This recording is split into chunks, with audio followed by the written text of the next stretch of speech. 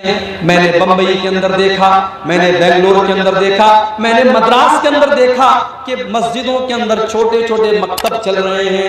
मौलवी साहब जो मस्जिद में इमामत कराते हैं, उनको इमामत की तनख्वाह अगर 10,000 रुपये दी जाती है, आपके सीमांचल में मैं जानता हूँ मस्जिदों के इमामों की तनख्वाहें बहुत मामूली होती हैं, लेकिन बड़े बड़े शहरों में जहाँ 10-15 हज़ार रुपये इमाम की तनख्वाह दी जाती है, वहाँ इमाम को इमामत के साथ साथ ये ड्यूटी भी दी जाती है कि आपको बच्चों को मकतब में कुरान पढ़ाना है, नबी की बातें बताना है।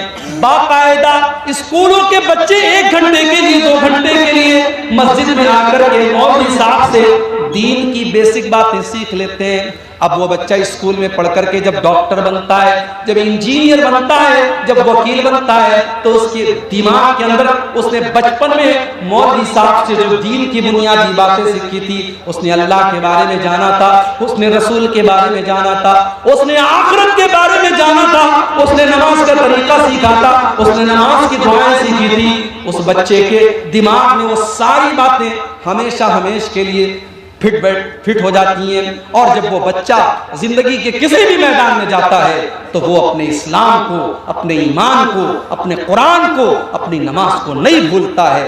मेरे प्यारे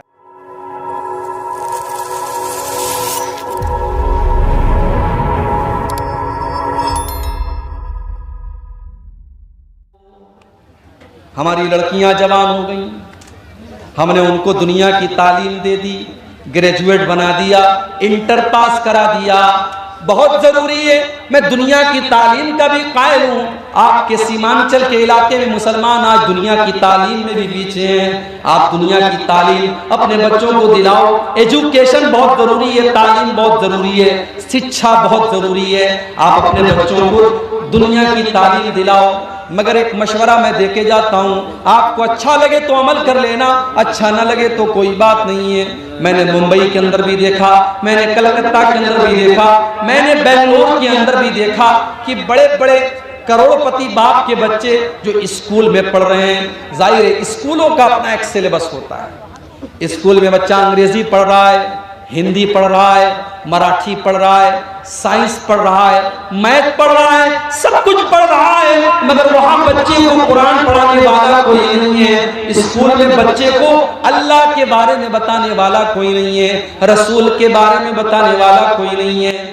मैंने बंबई के अंदर देखा, मैंने बेंगलोर के अंदर देखा, मैंने मद्रास के अंदर देखा कि मस्जिदों के अंदर छोटे छोटे मकतब चल रहे हैं। मौलवी साहब जो मस्जिद में इमामत कराते हैं, उनको इमामत की तनख्वाह अगर 10,000 रुपये दी जाती है, आपके सीमांचल में मैं जानता हूँ मस्जिदों के इमामों की तनख्वाहें बहुत मामूली होती हैं, लेकिन बड़े बड़े शहरों में जहाँ 10-15 हज़ार रुपये इमाम की तनख्वाह दी जाती है, वहाँ इमाम को इमामत के साथ साथ ये ड्यूटी भी दी जाती है कि आपको बच्चों को मकतब में कुरान पढ़ाना है, नबी की बातें बताना है। बाकायदा स्कूलों के बच्चे 1 घंटे के लिए 2 घंटे के लिए मस्जिद में आकर के मौलवी साहब से दीन की बेसिक बातें सीख लेते हैं। अब वो बच्चा स्कूल में पढ़ करके जब डॉक्टर बनता है, जब इंजीनियर बनता है, जब वकील बनता है, तो उसके दिमाग के अंदर उसने बचपन में मौलवी साहब से जो दीन की बुनियादी बातें सीखी थी, उसने अल्लाह के बारे में जाना था, उसने रसूल के बारे में जाना था, उसने आखिरत के बारे में जाना था, उसने नमाज का तरीका सीखा था, उसने नमाज की दुआएं सीखी थी। उस बच्चे के दिमाग में वो सारी बातें हमेशा हमेशा के लिए फिट हो जाती हैं। और जब वो बच्चा जिंदगी के किसी भी मैदान में जाता है तो वो अपने इस्लाम को, अपने ईमान को, अपने कुरान को, अपनी नमाज को नहीं भूलता है। मेरे प्यारे साथियों, आज मुसलमान लड़कियां अगर गैरों के साथ फरार हो रही हैं और बाकायदा एक साजिश के तहत उनको इस्लाम से निकाल करके उनको मुर्तद बनाया जा रहा है और उनके साथ साजिश रच करके उनकी इज्जत का सौदा किया जा रहा है, तो उसके बहुत बड़े जिम्मेदार हम और आप हैं। हमने अपने बच्चियों को दीन की तालीम नहीं दी, हमने अपने बच्चों को दीन की तालीम नहीं दी। सीमांचल में गांव-गांव में मदरसे हैं, मगर मदरसे में सारे लोग तो अपने बच्चों को नहीं पढ़ाते। सारे लोग तो अपने बच्चों को मदरसे में पढ़ाने को तैयार नहीं है। हमारा बच्चा मदरसे में नहीं पढ़ेगा, मदरसे का खाना हमारा बच्चा नहीं खाएगा, मदरसे में बड़े गरीब घरों का बच्चा, बड़े मिडिल क्लास का बच्चा पढ़ता है। अमीर लोग तो अपने बच्चों को मदरसों में नहीं पढ़ाते हैं। मेरे प्यारे साथियों, अगर अल्लाह ने आपको दौलत दी है तो आप अपने बच्चों को कॉन्वेंट स्कूल में और आला स्कूल में पढ़ाने के साथ साथ अपने बच्चों और बच्चियों को दीन की तालीम भी दिलाइए। कू अनफुसकुम व अहलीकुम नारा, ऐ ईमान वालों, अपने आप को और अपने घर वालों को जहन्नम की आग से बचाओ। और जानते हो जहन्नम की आग कैसी होगी? फरमाया कि जहन्नम की आग पेट्रोल से नहीं जलेगी, जहन्नम की आग डीजल से नहीं जलेगी, जहन्नम की आग कोयले से नहीं जलेगी। वक़ूदुहन नास वल हिजारा, जहन्नम की आग तो इंसानों से जलेगी और पत्थरों से जलेगी। अलैहा मलाइकतुन गिलाज़ुन शिदादुन ला यासूनल्लाह। उस जहन्नम के जो दारोगा होंगे, उस जहन्नम के जो चौकीदार होंगे, वो बड़े टाइट होंगे, बड़े सख्त होंगे। वो किसी के साथ कोई मोहब्बत नहीं करेंगे, कोई रहम नहीं करेंगे। अपने आप और अपने घर वालों को जहन्नम की आग से बचाओ। मेरे भाई, शादी करते हैं आप, शादी में आपके सीमांचल के इलाके में मैं जानता हूं, मैंने देखा है बड़े बड़े मौलवियों को मैंने देखा है कि वो भी जहेज ले रहे हैं, 100-100, 200 लोगों से बारात लेके जा रहे हैं। लेकिन अल्लाह का फजल व करम है कि ऐसे नौजवान भी हमने देखे हैं। अभी आज ही एक नौजवान से मुलाकात हुई, उसने कहा मौलवी साहब मैंने 1 पैसे का जहेज नहीं लिया। हम लोग टोटल 9 लोग गए थे, हम लड़की को विदा करके लेके चले आए, बड़ी खुशी हुई, मैंने मुबारकबाद दी। आज ऐसी शादियां भी होती हैं, और जब ऐसी शादियां होती हैं तो मियाँ बीवी के रिश्ते में मोहब्बत पैदा होती है। जब ऐसी बीवी आपके घर में आएगी जिसमें आपने जहेज की कोई डिमांड नहीं की होगी और बारात का कोई चक्कर नहीं होगा, और आपने रस्म रिवाज से अपने आप को पाक किया होगा, वो निकाह के जरिए जब आप अपनी बीवी को घर में लाएंगे, उस रिश्ते में अल्लाह ताला बरकत पैदा करेगा। जो औलाद पैदा होगी वो औलाद भी नेक पैदा होगी। आज औलाद क्यों खराब पैदा हो रही है? जब माएँ खराब हैं, जब बाप खराब है तो बच्चे तो खराब होंगे ना।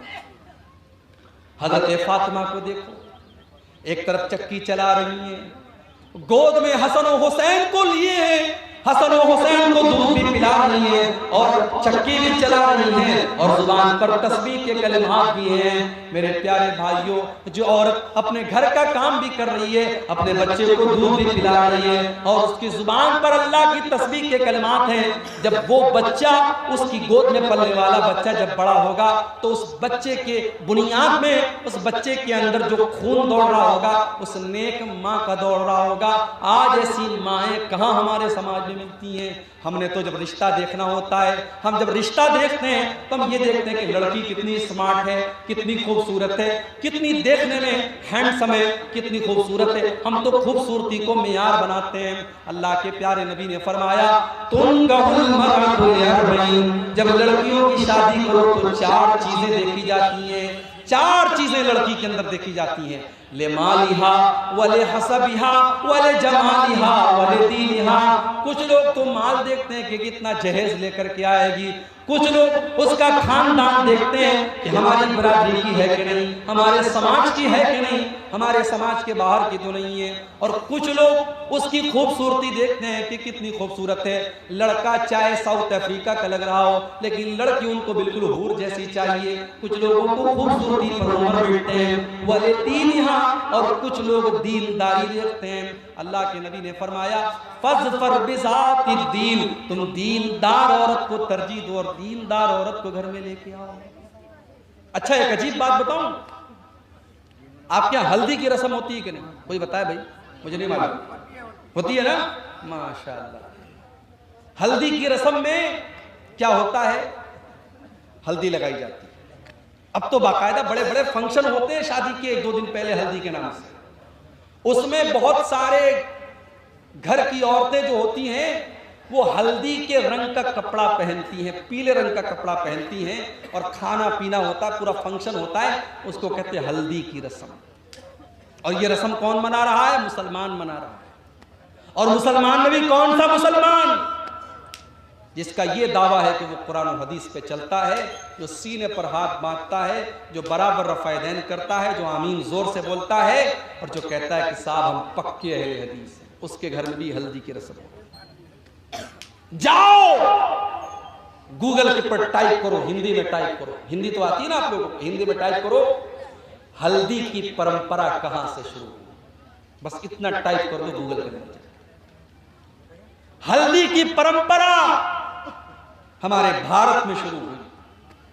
ये भारतीय परंपरा है और हिंदू समाज के अंदर हल्दी को यह माना जाता है कि अगर आपने हल्दी लगाई है तो आपको नजर नहीं लगेगी।